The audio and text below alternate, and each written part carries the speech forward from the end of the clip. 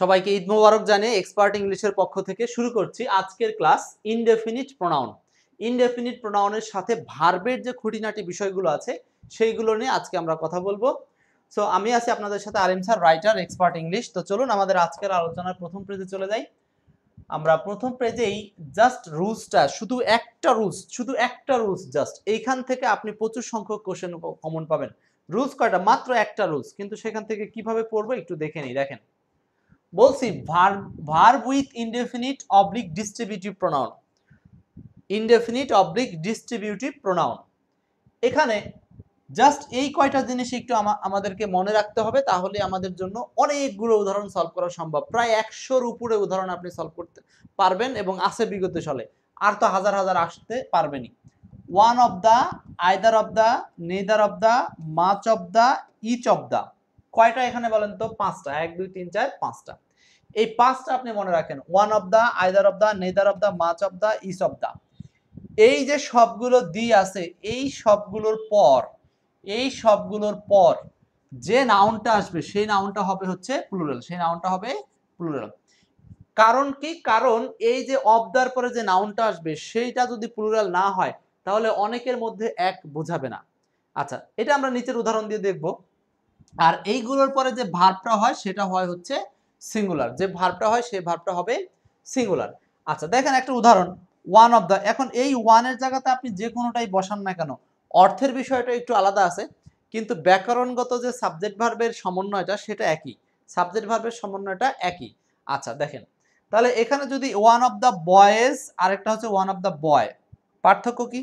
আমরা এখানে বয়েজ নিব। কেন বয়েজ নিব? কারণ আপনি তো অনেকের মধ্যে থেকে একজনকে বের করবেন। আপনি কি কখনো বলতে পারবেন যে ওয়ান অফ দা বয় মানে একটা বালকের মধ্যে একজন? এরকম কিন্তু আমাদের কোনো বলার সুযোগ নাই। এই কারণে ওয়ান অফ এর পরে নাউনটা হয় প্লুরাল। এখন ভার্বটা কেন সিঙ্গুলার হয়? ভার্বটা সিঙ্গুলার হওয়ার কারণ হচ্ছে আমরা জানি সাবজেক্ট থাকে হচ্ছে প্রিপজিশনের আগে। সো এখানে প্রিপজিশন কি? অফ। তো প্রিপজিশনের আগে কি আছে? ওয়ান। প্রিপজিশনের আগে আছে ওয়ান। আর এই ওয়ান অনুসারে এখানে ভার্ব বসে হচ্ছে ওয়াজ। ওয়ান অনুসারে ভার্ব বসে ওয়াজ। ক্লিয়ার বিষয়টা? ওয়ান অনুসারে ভার্ব বসবে হচ্ছে ওয়াজ। ওয়ান অনুসারে ভার্ব হবে ওয়াজ। ওকে, আচ্ছা এইবার দেখেন আমরা এইগুলো সম্পর্কে প্রচুর সংখ্যক উদাহরণ আছে, উদাহরণগুলো একটা একটা করে দেখি। এটা মনে থাকবে তো? One of, either of, neither of, much of, each of, এই কয়টা একটু মনে রাখতে হবে। এবার আসেন কয়েকটা উদাহরণ দেখি। সো প্রথমে 1 নম্বর উদাহরণ বলা আছে neither of the two boys. আমরা একটু একই সাথে অর্থগুলোও কিন্তু একটু দেখার চেষ্টা করব, এগুলোর মিনিংটা কেমন দেয় আমরা সেই অর্থটাও একটু দেখব, মিনিংটাও একটু দেখব আমরা ইনশাআল্লাহ, অর্থটাও একটু দেখার চেষ্টা করব। যেমন এখানে দেখেন either of the two boys, either of the two boys তার মানে দুইজন বালক, neither of the two boys দুইজন বালকের মধ্যে কেউ না। সো মনে রাখতে হবে যে এইখানে যদি টু দেওয়াও না থাকতো তাও আমরা বুঝে নিতাম বয়েজ মানে হলো দুইজন। কেন? কারণ আইদার আর হচ্ছে এইদার আর হচ্ছে নাইদার, এই দুইটা শব্দ কই? আইদার নাই, এখানে নেইদার আছে। সো নেইদার এর পরে যে শব্দটা আসবে, যে অফের পরে যে অংশটা আসবে, এটা দুইজনকে বোঝাবে। সো এইখানে বি কথাটা আপনার শূন্যস্থানে উল্লেখ করা আছে। বি মানে আমরা জানি am, is, are, was, were. আপনি যে কোনোটা বসাতে পারেন অর্থ অনুযায়ী। তো আপনি এখানে am, is, are, was, were এর মধ্যে কোনটা নিব আমরা? Am, is, are, was, were. বলেন কি অ্যান্সার হতে পারে? বি ভার্ব করতে হবে। সো নেদারের সাথে আর যাই হোক এম হবে না। কেন? কারণ এইটাকে আমরা সিঙ্গুলার বলবো ঠিক আছে, কিন্তু সেটা হচ্ছে third person singular. Third person singular, তাই এম হয় না। ইজ হতে পারে, আর হয় না। ওয়াজ হতে পারে, ওয়ার হবে না। সো বি বলতে এখানে অ্যান্সার কারেকশন করতে পারি আমরা দুইটাকে, একটা হচ্ছে ইজ আর একটা হচ্ছে ওয়াজ। একটা ইজ আর একটা ওয়াজ। ক্লিয়ার? সো এইটার উত্তরটা হচ্ছে আমরা ইজ অথবা ওয়াজ যে কোনো একটা নিতে পারবো, যেহেতু এখানে স্বাধীনতা আছে। আর যদি অপশন বেসড করে তখন যে কোনো একটা থাকবে, এখানে দুইটা থাকবে না। আচ্ছা, 2 নাম্বারটা বলছে ওয়ান অফ দা প্রবলেমস। এখানে নাউনটাকে সরাসরি প্লুরাল করেই রাখছে। সো এখানেও বি ভার্ব ব্যবহার করতে হবে, ওয়ান অফ দা প্রবলেমস। এখন বলেন এইখানে আমরা বি ভার্ব কি দিতে পারি?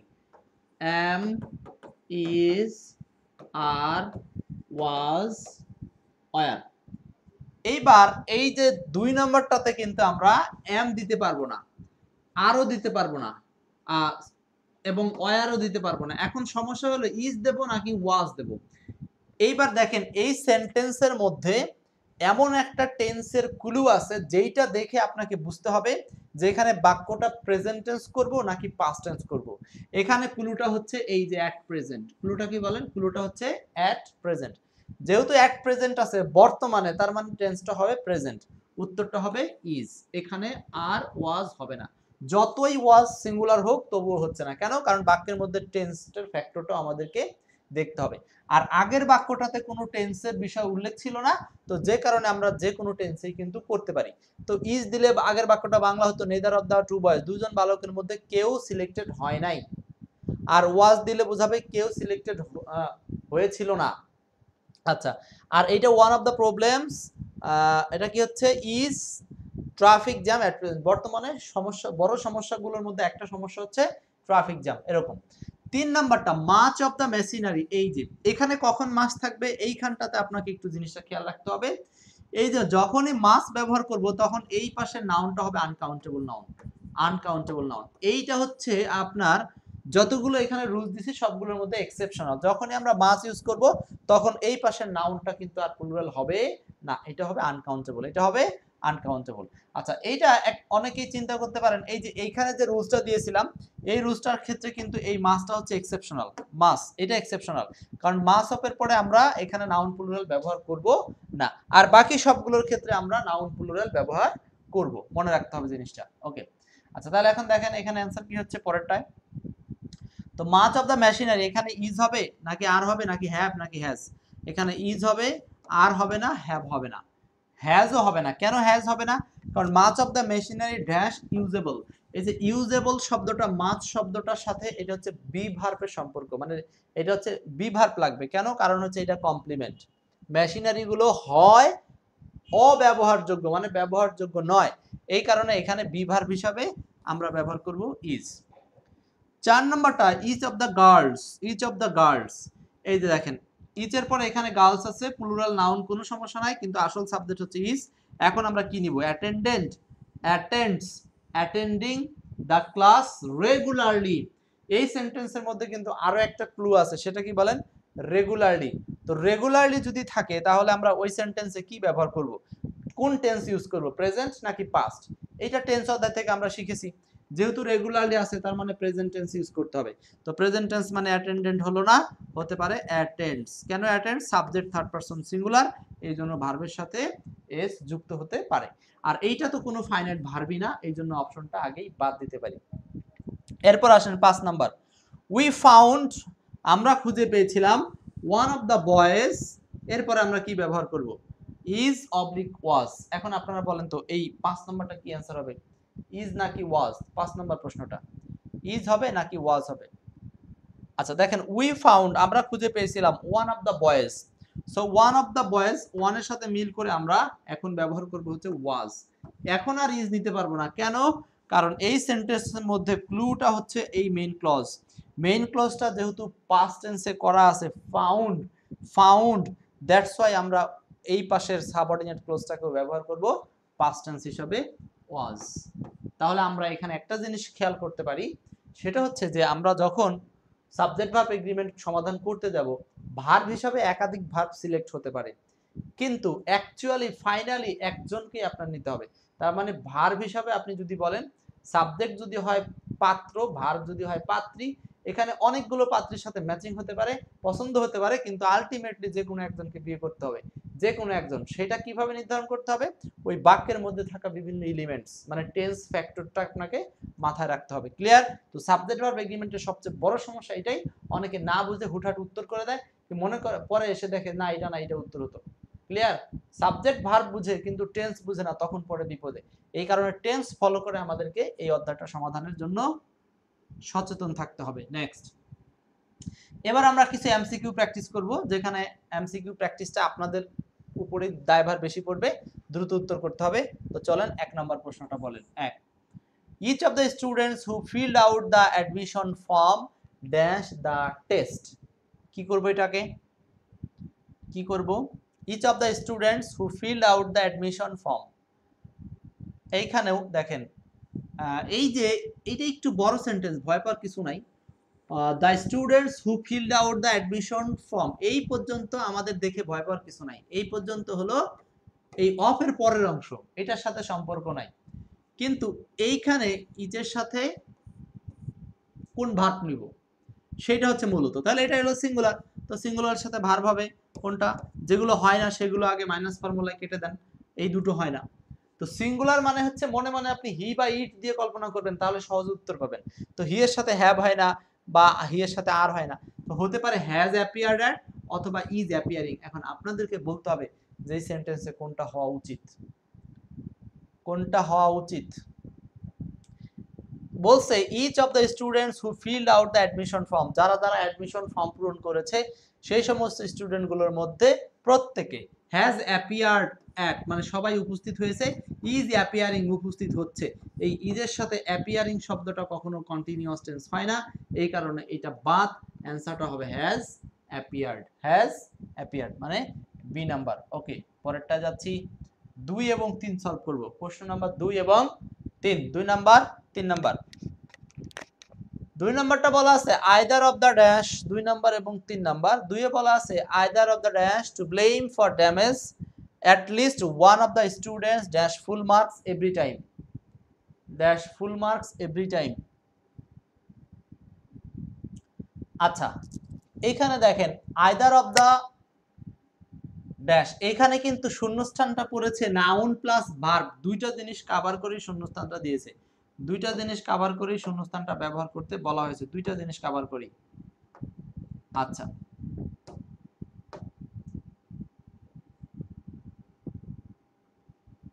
প্রথমটা তাহলে কি आंसर হবে, প্রথমটা হবে either of the three girls ব্যবহার করতে পারবো না, আমরা কি ব্যবহার করতে পারবো, টু গার্লস, কারণ আইদার নাইদার আমাদেরকে কিসের ব্যবহার হিসেবে নেবে, দুইজন, আইদার নাইদারের পরে দুই ইউজ হবে, আর ওয়ান এর পরে হবে দুইয়ের অধিক, এটা খেয়াল রাখতে হবে কিন্তু।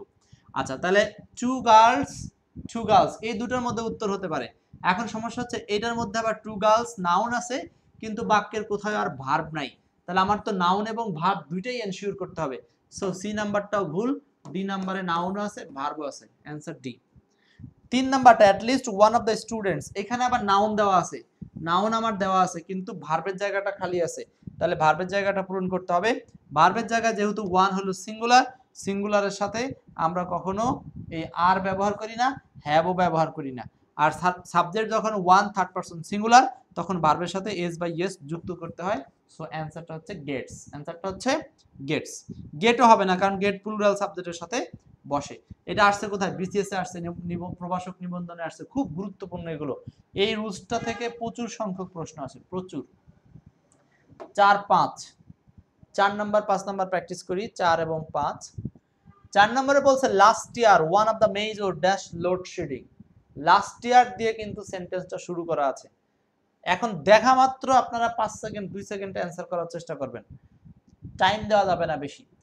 Last year one of the major, এই যে ওয়ান অফ দ্য দিয়ে শুরু, মেজরের পরে ফাঁকা আছে, তারপরে one of the major problems, problems, problems নাকি প্রবলেম, প্রথমেই এইটা কাটা, কারণ হচ্ছে নাউনটা লাগবে আমার প্লুরাল গেল, বাকি সবগুলো নাউন প্লুরাল। এখন ভার্বের জায়গাটা আমাদেরকে দেখতে হবে, ভার্বের জায়গাটা কি, যেহেতু সেন্টেন্সের লাস্ট ইয়ার কথাটা উল্লেখ আছে মানে বাক্যটা হবে পাস্ট টেন্সে, যেহেতু পাস্ট টেন্স হবে তার মানে এই ইজ হবে না, এই হ্যাজ বিন হবে না।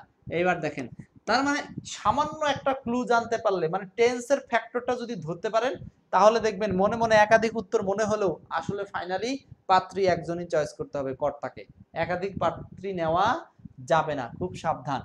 5 number neither of the books, এই যে পাত্রটাকে, পাত্রটা হচ্ছে নেইদার, নেইদার, সো একটা পাত্র একটাই পাত্রী নিতে পারবে, যদিও মনে হবে একাধিক, এটা সিঙ্গুলার, তো সিঙ্গুলারের সাথে আমরা জানি ওয়াজও হয়, ও আর বাকিগুলো তো হয় না, এইখানে আবার কোনো অপশনই নেই বিকল্প, এইখানে এই এলাকায় একটাই পাত্রী আছে, কোনো সুযোগ নাই, এই এলাকায় পাত্রী একটাই, এই সেটা হচ্ছে ওয়াজ।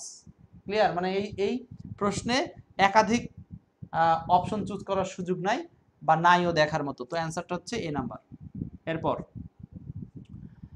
6 number which one is correct, এখানে কোনটা সঠিক, তার মানে দেখেন এই অধ্যায় থেকে কিন্তু কারেকশন রিলেটেড কোশ্চেনটাও তৈরি হয়ে যাচ্ছে, তার মানে সেম জিনিসগুলো জানলে আমরা কারেকশন অধ্যায়ও করতে পারবো, ঠিক আছে। এইখানে দেখেন ফ্রি ক্লাস শম্পা বলেছেন কতদিন চলবে, চলবে ইনশাআল্লাহ। হুইচ ওয়ান ইজ কারেক্ট, এখানে কোনটা সঠিক, এখানে কোনটা সঠিক, one of my friends live in Brighton one of my friends lives in Brighton না ব্রিংটন, এটা কি আমি জানি না এই এলাকার নাম কি। আচ্ছা, তারপর হচ্ছে one of my friends live, one of my friends. তো প্রথম কথা হচ্ছে ওয়ান অফ এর পরে আমার যে নাউনটা করতে হবে সেটা হবে প্লুরাল। তার মানে আমাকে নাউন চেক করতে হবে ওয়ান অফ এর পরে। নাউন চেক করে দেখেন কোথায় কোথায় প্লুরাল নাই সেগুলো বাদ, সিঙ্গুলার গুলো হবে না, গেল। আর বাকি থাকলো ফ্রেন্ডস ফ্রেন্ডস। এখন এই দুটোর মধ্যে লিভস নাকি লিভ, এই এ আর সি এর মধ্যে, যেহেতু ওয়ান থার্ড পারসন সিঙ্গুলার মানে হি এর মতো কাজ করে, তার মানে এখানে হি এর পরে লিভস হবে, হি এর পরে হবে লিভস, হি এর পরে লিভস। 6 নম্বরের উত্তরটা হচ্ছে এই নাম্বার, 6 নম্বর উত্তর এই নাম্বার। ওকে, এখন আমরা কিছু মোর এক্সাম্পলস প্র্যাকটিস করি, 7 এবং 8। 7 নম্বর বলছে one of the dash come, খুব দ্রুত উত্তর করবো আমরা, one of the dash come 7 number. প্রথম কথা হচ্ছে আমার এরপরে কি চুজ করতে হবে, নাউন আনতে হবে, কারণ অনেকের মধ্য থেকে একজনকে বোঝাচ্ছে।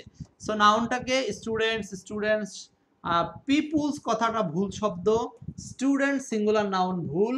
এখন বাকি থাকলো দুইটা, স্টুডেন্টস নাউন ঠিক আছে, দুই জায়গাতেই ভার্ব নিব সিঙ্গুলার, তো ওয়ান এর সাথে হয় হলো হ্যাজ। একের আনসারটা হচ্ছে 1 নম্বর। ওকে, আপনারা আমার আগে উত্তর করার চেষ্টা করবেন, আর আমিও দ্রুত ব্যাখ্যা করার চেষ্টা করব যাতে ক্লাসের সময় কম লাগে। আচ্ছা, ওয়ান অফ দ্য বয়েজ, এখানে আবার নাউন উল্লেখ আছে, সো কি হবে এটা, ওয়ান অফ দ্য বয়েজ। 8 নাম্বারটা ওয়ান অফ দ্য বয়েজ, এখানে সাবজেক্টটাকে ওয়ান সিঙ্গুলার, তো ওয়ান এর সাথে একইভাবে এখানে হবে ওয়াজ, বাকিগুলো হওয়ার কোনো সুযোগ নাই। নেক্সট 9 এবং 10। 9 নম্বর বলছে ওয়ান অফ মাই ফ্রেন্ডস, বারবার এই ফ্রেন্ডস দিয়ে আসে, ফ্রেন্ডস, হ্যাঁ বয়েজ গার্লস এগুলো দিয়ে আসে। ফ্রেন্ডস নাউন এখানে দেওয়াই আছে প্লুরাল, তা আমার লাগবে হচ্ছে ভার্ব। সো ভার্ব নিতে পারি কোনটা, দেখেন ওয়ান এর সাথে ভার্ব হতে পারে ইজ, ভার্ব এগুলো বিং কোনো মেইন ভার্ব না, এটা কোনো মেইন ভার্ব না। ইজ বিং এখানে বসবে না, কারণ সরাসরি এখানে কমপ্লিমেন্ট আছে এই স্টুডেন্টস, তো কমপ্লিমেন্ট থাকলে এখানে নরমালি আমরা বি ভার্ব ইউজ করব, নরমালি বি ভার্ব। 10 নাম্বারটা আইদার অফ দ্য বয়েজ, বলেন কি হবে এটা, either of the boys dash done the work, either of the boys dash done the work. আচ্ছা, এই প্রশ্নে কিন্তু আবার একাধিক পাত্রী পাওয়া যাবে, খুব সাবধান। সো আইদারের সাথে এইটা একটা সিঙ্গুলার, তো আইদারের সাথে পাওয়া যাবে কি কি, আইদার যেহেতু সিঙ্গুলার, মনে মনে এটাকে আপনি হি ভাবলে উত্তর খোঁজা সহজ হবে। ধরে নেন মনে মনে এটা হচ্ছে হি। আচ্ছা, হি এর সাথে সম্পর্ক ইজও হয়, হি এর সাথে হ্যাজও হয়, হি এর সাথে হ্যাজ হয়, হি এর সাথে লেন্ডস হয়।